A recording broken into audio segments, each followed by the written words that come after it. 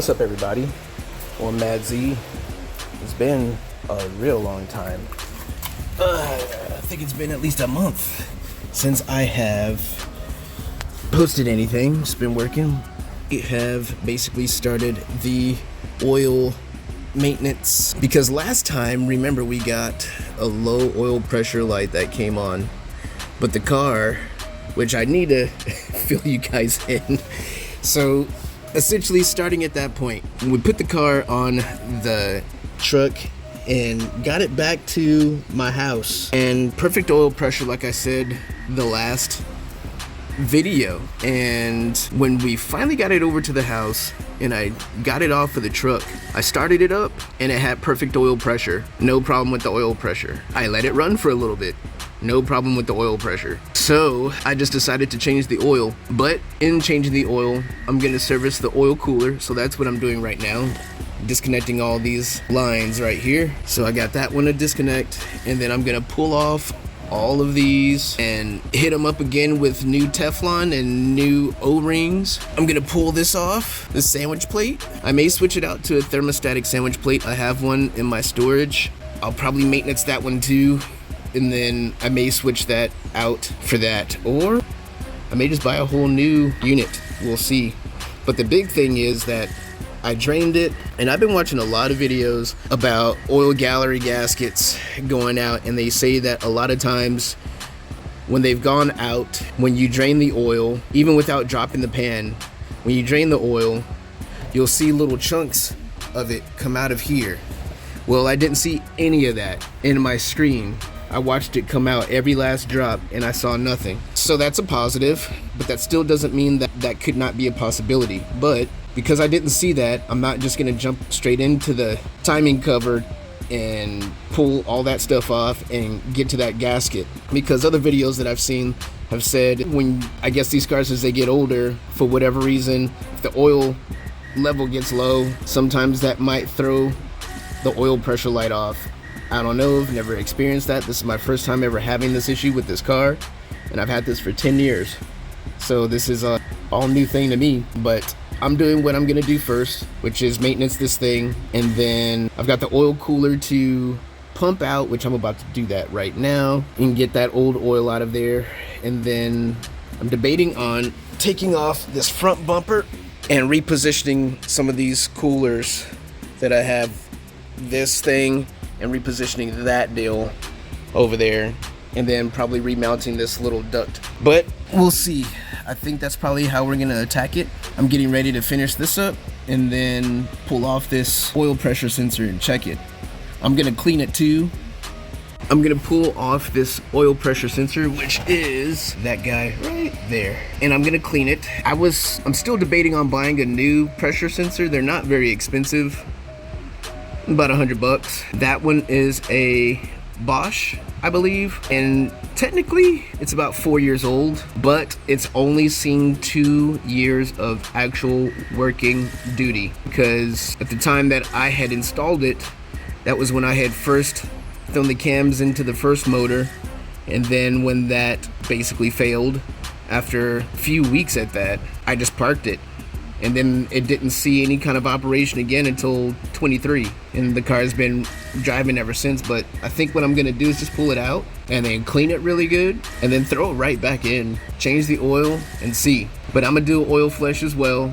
So yes, we drained all this stuff out. I'm gonna plug this all back in at some point and do this flush, and then yeah, that didn't make sense. Throw some fresh 6 quarts in there. This thing takes an extra quart of oil, and we'll check the oil pressure. Once we load it up, a little bit will drain out and I'll just top it back off. So let's do some of these things. But really, you guys, that's what's been happening. Just been working. Just a quick update. Nothing too technical. If I have to get into the guts of this thing, then there's plenty of tutorial videos out of there, but that'll at least be some entertainment. Watch some frustrations and some milestones. But so far, these coilovers have been great. They've been great. While the car was down or sitting for a month, because I haven't started it or anything like that. I haven't driven this thing in a month. one of these tires went flat, so I gotta replace that dang tire, but so far, so good. Let's just pull this thing off. Alright, so as we can see, finally these lines off. A little challenging because these were spinning different ways, but now we disconnect this stuff. What I did once I got these lines off of there, I tried to use this little suction. I use that for when I'm changing out the fluid in the transmission case, which I'm gonna do that soon. I'm gonna drain it. Since it's been about 2 years of hard driving, I'm gonna drain it all out and then refill it. But I tried to use this and it didn't have enough pulling power to pull the oil that was trapped in these lines and in this oil cooler. So I decided to use this leaf blower and essentially blow it out. I just hooked it up on one side and then just forced the air to come out, and then it just blew the rest of the stuff into oil pan right here, the oil drain pan. And now we're actually gonna just kind of look at it and just make sure we don't see any debris. And like I said before, I was watching it as it was coming out and it didn't like stop or slow down. It just came out as a steady stream and I didn't see any kind of debris or chunks of anything up in there, so that was nice. So we'll find out. Let's look in there and we'll see. But so far so good. Nothing came off of this little strainer that I threw in there, so we'll see. All right, well right now, since I've cleaned out this freaking oil cooler, we'll hook these lines back up after, change out the seals on this and give it some new Teflon. Should be good. All right, so after clearing these lines in this oil cooler, getting all the residual oil that's in these lines and trapped in the actual cooler, getting it out of there. Hardest part was getting these lines off, twisting it around. Now I got to get this off of here, and as we can see, it's actually fairly loose, but that's how it actually twists, and I got to twist this way to get it off of there. So we're gonna have to kind of work with some double tool action to get this off of here. But what do you say, instead of doing this, let's pull this oil pressure sensor off. Other thing is, this battery is dead. Since I hadn't driven it in a month, that thing went totally flat. Totally flat. It took about 20 minutes for this battery to not be flat to the point where it was gonna accept a charge, because this thing kept throwing a error code and it kept saying battery is too dead, and I'm like, no, just keep going. So after about 20 minutes from a completely flat dead battery, now we're cruising at 13.6 volts. So you need 12 to crank this thing. 13.6 without running, that's pretty damn good. So what was I gonna say? We gotta get these lines off of here. That's what we gotta do. Oh yeah, let's go do that. So there is the oil pressure sensor. Now there was a little bit of oil that came out of here, so that's a good sign. Now, after spraying a bunch of brake cleaner through there to really clean it out, now I'm gonna spray some mass airflow sensor cleaner, spray all that stuff out, and then just let this air dry. But I think this should be good. Oh, my bad. Still gonna buy one, but I'm gonna test this out. And I'll plug this back in first, and then if I get another low light, then I'll change that out. But see, the thing that makes me think that it's not a sensor issue is because it didn't give me any kind of code for that at all. When I got that low oil pressure, check engine light didn't come on. It just threw the low oil pressure. And so I don't know if that means sensor's bad, because I'm assuming if a sensor's bad, it would throw some sort of code for it, but it didn't do that. But because of that, and being that this is a cheaper sensor than most, about 60 to 100 bucks, I'm just gonna do it and throw in a new one.